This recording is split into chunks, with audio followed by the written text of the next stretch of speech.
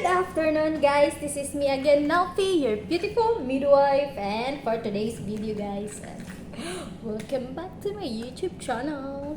For today's video, welcome back to my... No! So, for today's video, guys, wala lang, mag ano lang ko, dilian ba? Kung unsay tawag ani kung basta mag-open lang ko sa akong parcel para sa kuan siya, guys. Ano ni siya? This kanang casing ni siya sa sa iPhone 6 Plus. Nag-order man gud ko og iPhone 6 Plus sa kuan, guys, sa Shopee kay it's so barato na lang. So nag-order ko for backup and for kuan, for vlogging. Yeah. So let's open it, guys. And funny kayo, guys, kay una na ko gi-order is ang phone. Pero ang phone up until now wala pa gyud siya na abot. Inauna pa ni ang iyang casing. My gosh.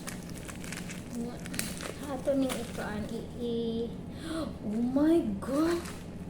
This is so nice. Hello, nice kay siya nga casing. I love this. Oh my gosh.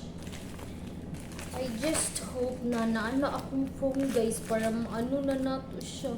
I so love this case. Oh, cute, guys siya. Na siya pa yung ani pareha sa kuan ba kanang likod gani sa iPhone XS Max, iPhone tanawa.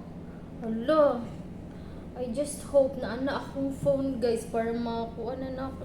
Oh, I so love this case, guys. Look at this. So this is the case for iPhone 6 Plus or 6S Plus, guys. Nice case siya. Nanaw kong case pero wala pa ang phone. Hala, ganahan kay ko. I so love this case, guys. So that's all for today's video. If you like this video, guys, please don't forget to like and subscribe to my YouTube channel. Thank you so much for watching. Bye. I so love this. So if you like this case, guys, if you have iPhone 6s Plus, I will just put the link below, and then kamo na bahala pag shop. Okay, bye. I so love this case, guys. Tanawa pag